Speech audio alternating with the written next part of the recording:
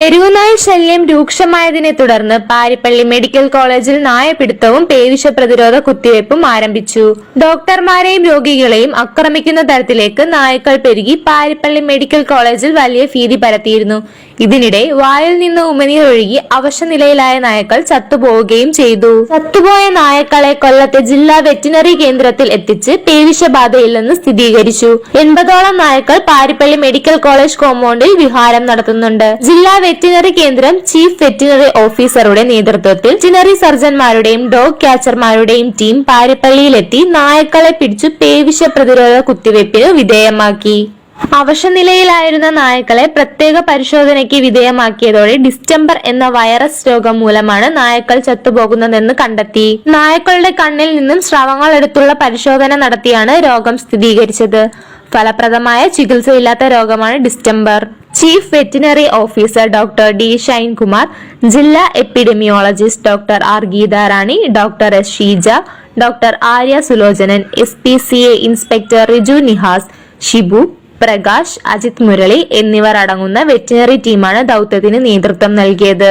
Parippally medical കോളേജിനെ സംബന്ധിച്ചിടത്തോളം അതിരൂക്ഷമായ നായ്ക്കളുടെ ഒരു ശല്യം അനുഭവപ്പെടുന്നുണ്ട്. കഴിഞ്ഞ ദിവസം തന്നെ ഡോക്ടർമാരെയും രോഗികളെയും ഒക്കെ ആക്രമിക്കുന്ന രീതിയിലേക്ക് നായ്ക്കൾ കൂട്ടമായിട്ട് ഇറങ്ങി ശല്യം സൃഷ്ടിക്കുക.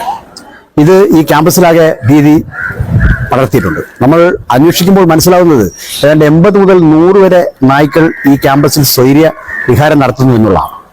അത് ഇവിടെ രോഗികൾ, കൂട്ടിരിപ്പുകാർ, അവർ കൊണ്ടുവരുന്ന ഭക്ഷണത്തിന്റെ അവശിഷ്ടങ്ങൾ, അതോടൊപ്പം തന്നെ മെഡിക്കൽ വിദ്യാർത്ഥികൾ താമസിക്കുന്ന ഹോസ്റ്റലിൽ നിന്നുള്ള അവശിഷ്ടങ്ങൾ, ക്യാൻറ്റീൻ അവശിഷ്ടങ്ങൾ, ഇതൊക്കെ കഴിച്ചിട്ടാണ് നായ്ക്കൾ ഇവിടെ സ്വൈര്യവിഹാരം നടത്തുന്നത്.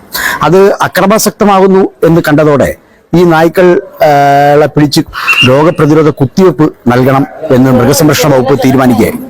കാരണം ഏത് സമയത്ത് വേണമെങ്കിലും ഒരു പേവിഷബാധയുടെ ഔട്ട്ബ്രേക്ക് ഇവിടെ ഉണ്ടാവാനുള്ള സാധ്യതയുണ്ട്. മാത്രമല്ല, അടുത്തിടെ 1-2 നായ്ക്കൾ ഉമിനീരൊലിപ്പിച്ച് അവശനിലയിൽ കാണുകയും ചെയ്തു. അപ്പൊ എന്തായാലും അത്തരം നായ്ക്കളെ കൊണ്ടുപോയി പരിശോധിച്ചതിൽ നിന്നും പേവിഷബാധ അല്ല എന്നാണ് മനസ്സിലാക്കുന്നത്.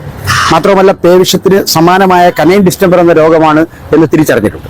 എങ്കിലും ഇത് ഈ ക്യാമ്പസിലാകെ ഭീതി പടർത്തിയിട്ടുണ്ട്. ആ സാഹചര്യത്തിലാണ് നായ്ക്കളെ പിടിച്ച് കാറ്റ്പോൾ ഉപയോഗിച്ച് പിടിച്ച് നായ്ക്കളെ പേവിഷത്തിനെതിരെയുള്ള പ്രതിരോധ കുത്തിവയ്പ്പ് നൽകി ഈ ക്യാമ്പസിൽ തന്നെ തുറന്നുവിടാൻ തീരുമാനിച്ചിരിക്കുന്നത്. അപ്പൊ അത്തരത്തിലുള്ള പ്രവർത്തനമാണ് ഇപ്പോൾ മൃഗസംരക്ഷണ വകുപ്പ് നടത്തുന്നത്. ഇത് ഒറ്റ പ്രാവശ്യം കൊണ്ട് തന്നെ ഇതിന് പൂർണ്ണമായ പ്രതിരോധം കിട്ടും എന്ന് ഉറപ്പില്ല.